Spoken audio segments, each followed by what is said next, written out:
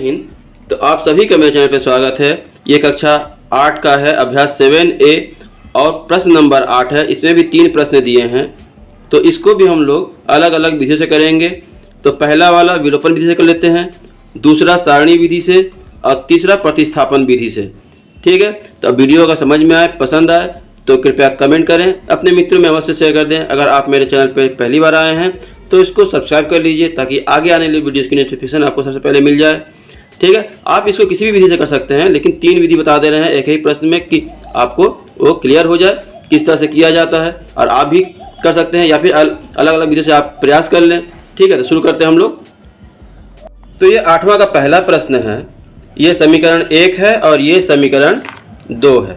तो इसको हम लोग मूल रूप में पहले ले आएंगे। तो पहले ये 1 को कर रहे हैं, इसको पहले गुणा करेंगे इससे, और 10y जो है उसको उस तरफ ले जाएंगे। तो देखिए ये आ गया है ना, 3x और 3 दूनी 6y और ये 10 प्लस है, इस तरफ गया तो माइनस। अब 10 में से 6 घटाएंगे तो -4, अब ये हो गया 5। ठीक है, ये मूल रूप में आ गया अपना। उसी तरह इसको भी करेंगे। तो 2 × 2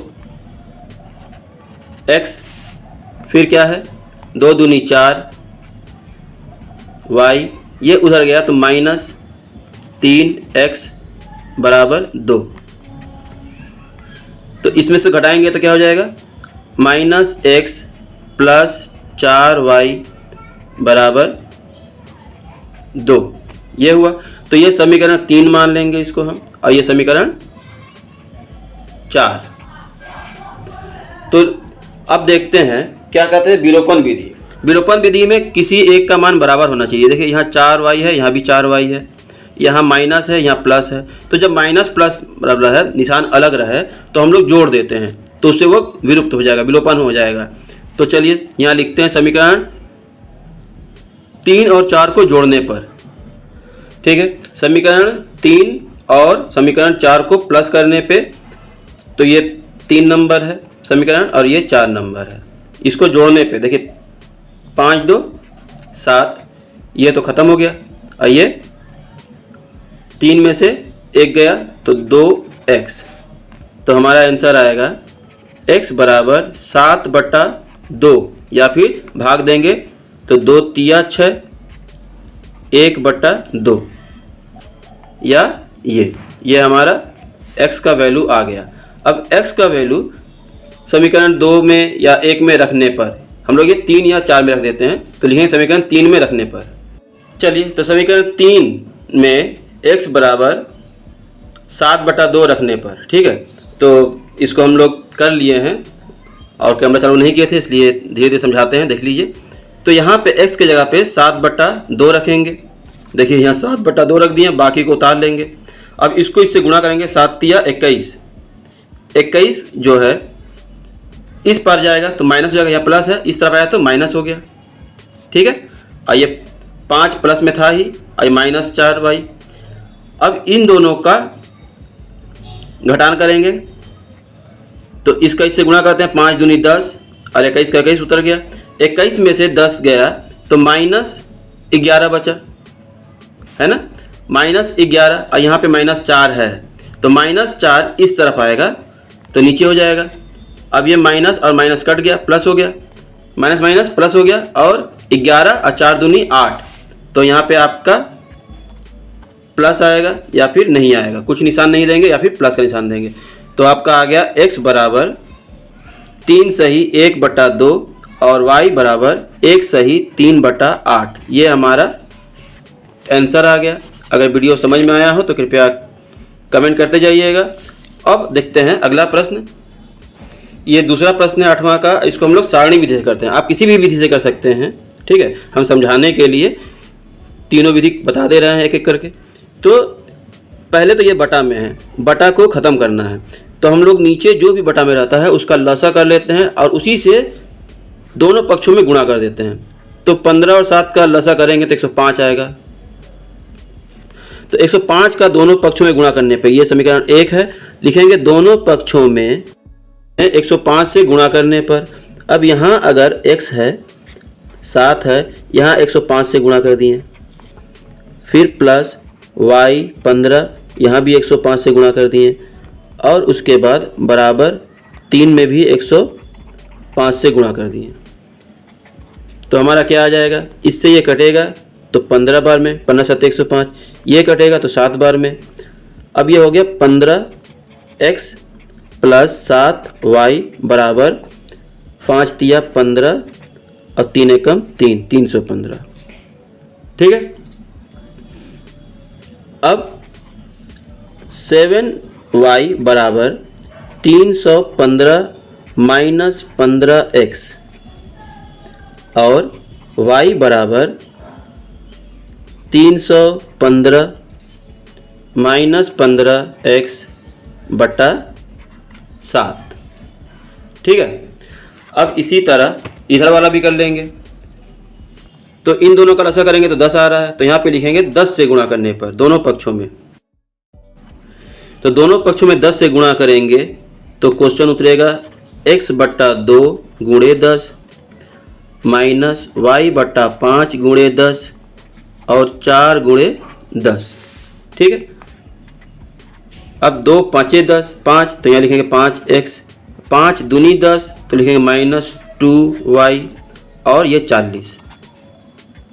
फिर करेंगे तो ध्यान दीजिए, हम 40 को x के तरफ ले जा रहे हैं और y को अलग ले जा रहे हैं, तो y जो है माइनस में है, ये प्लस हो जाएगा 2y इस तरह। और 5x मतलब हम y का जगह बदले हैं, इस तरफ लाए हैं तो ये प्लस हो गया है और ये इसी तरफ है तो प्लस है ही, और ये 40 जो है वो x के तरफ जा रहा है तो माइनस 40। ठीक है। अब y बराबर 5x माइनस 40 बटा 2 ये हो गया। अब दोनों का सारणी बना लेंगे, ऐसे सारणी बना लेंगे और x का मान बैठाते जाएंगे और जो y का मान आएगा वो लिखेंगे। जब तक दोनों बराबर ना हो मान तब तक आप करते जाएंगे। तो इसलिए ये थोड़ा सा कठिन होता है, लेकिन फिर भी हम बता दे रहे हैं। ठीक है।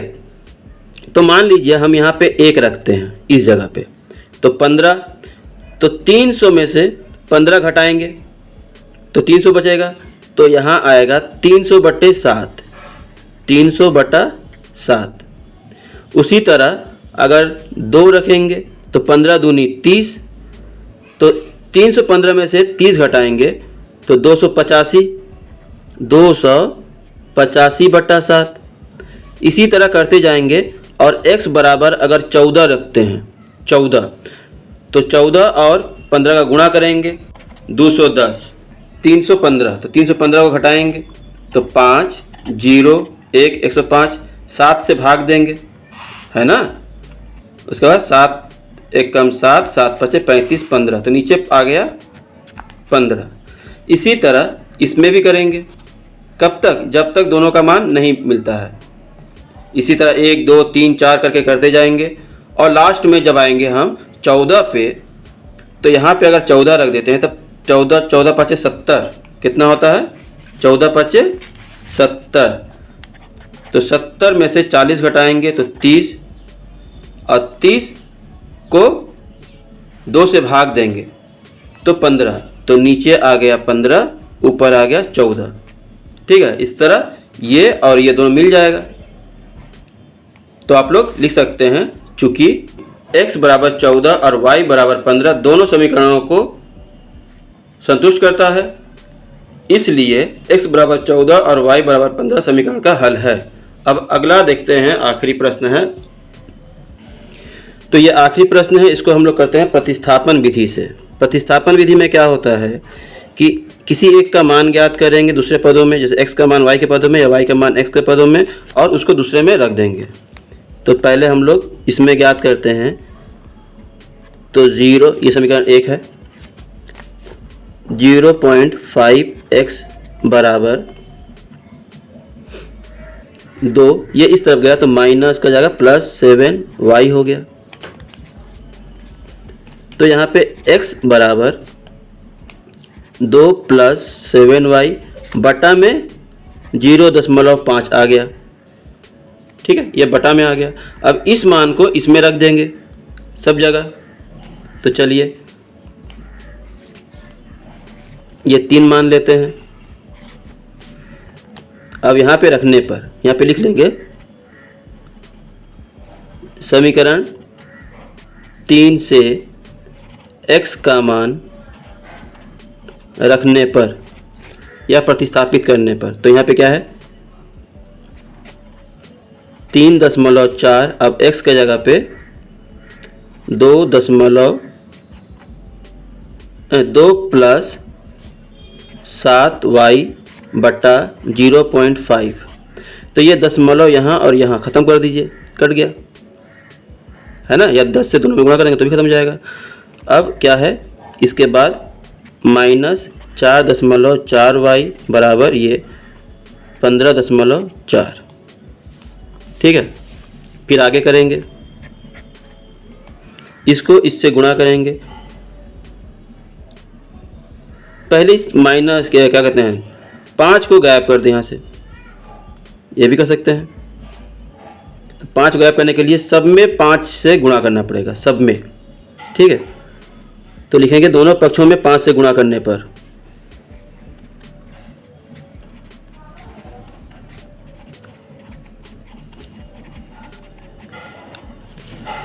तो दोनों पक्षों में अगर 5 से गुणा करते हैं तो मान लीजिए यहाँ पे हम 5 से गुणा किए हैं, यहाँ भी 5 से गुणा किए हैं और यहाँ भी 5 से गुणा किए हैं, ठीक है, तीनों जगह 5 से। तो यहाँ पे जब 5 से गुणा करेंगे तो ये 5 खत्म हो जाएगा। तब इसको अब लिखेंगे 4 दूनी 8 और 3 दूनी 6 प्लस, अब इससे 7 चौका 28 और 7 21 22 23 वाई माइनस, अब इसको करेंगे 5 चौका 20, 20 का 0 हाथ में 2, 5 24 21 22, तो ये दशमलव गायब हो गया, सिर्फ y रह जाएगा। फिर बराबर इसको करेंगे 5 से, तो 5 चौका 20, 20 का 0 हाथ में 2 और 15 5 75 76 77 77, यहाँ भी दशमलव, ये भी गायब हो गया। ये लिखेंगे 2 3 8 y, तो -22y बराबर यहाँ 77 है, ये इस तरफ आया तो -68, ठीक है। इसको घटाने पे क्या आता है, 8 में से 2 गया 6, 1 3 में से 2 गया 1 और ये 216y, और इसको घटाएंगे तो यहाँ पे आ जाएगा 9, ठीक है। अब y बराबर 9 बटा 216, 9 से इसको काटेंगे, 9 दूनी 18 बचा 3, 9 चौके 36, यहाँ पे 1, तो y बराबर 1 बटा 24, ये हमारा y का मान आ गया। तो y के मान को समीकरण 3 में रखने पर, ठीक है, तो यहाँ पे करेंगे इसका इससे गुणा कर देंगे तो लिखेंगे 2 प्लस 7 एकम 7 बट्टा 24 बट्टा 0.5, और आगे करेंगे तो 24 का इससे गुणा करेंगे 48, तो 48 प्लस 7, यहाँ पे 24 और यहाँ पे 0.5। अब यहाँ पे देखिए ये जुड़ जाएगा, जुड़ने के बाद क्या आया 7 15 हाथ में 1, ये 5 55, ये 24, ये नीचे ही रह जाएगा, मतलब नीचे इसके कुछ नहीं 1 है तो उल्टा हो जाएगा, या फिर दशमलव को 10 में बदल देंगे। जैसे देखिए दशमलव कहीं भी दशमलव रहता है, जैसे दशमलव 5 है तो इसको हम 5 बट्टा 10 लिख सकते हैं, है ना, दशमलव है तो 5 बटा 10 लिख सकते हैं। तो इसी तरह हम इसको 5 बटा 10 लिखें तो 10 ऊपर चला जाएगा, तो ऊपर क्या आ जाएगा 10, नीचे 5, 5 से ये कट गया, 5 एकम 5 11 बार में, और ये कटेगा 2 से, 2 5 10 और ये कटा 12 बार में, तो आंसर आया 11 5 55, 55 बटा 12। अगर भाग देते हैं तो 5 दूनी 10, 12 का 12, 12 दूनी 24, 12 तिया 36, 12 चौक 48, 4 बार में बचा 7, ये हमारा इसका आंसर आ गया, ठीक है। तो आप ये भी आंसर लिख सकते हैं, ये भी लिख सकते हैं, मतलब x बराबर 4 पूर्णांक 7 बटा 12 और y बराबर 1 बटा 24, ये हमारा आंसर है। वीडियो अगर समझ में आया हो तो कृपया कमेंट करके अवश्य बताएं। मिलते हैं अगली वीडियो में। धन्यवाद।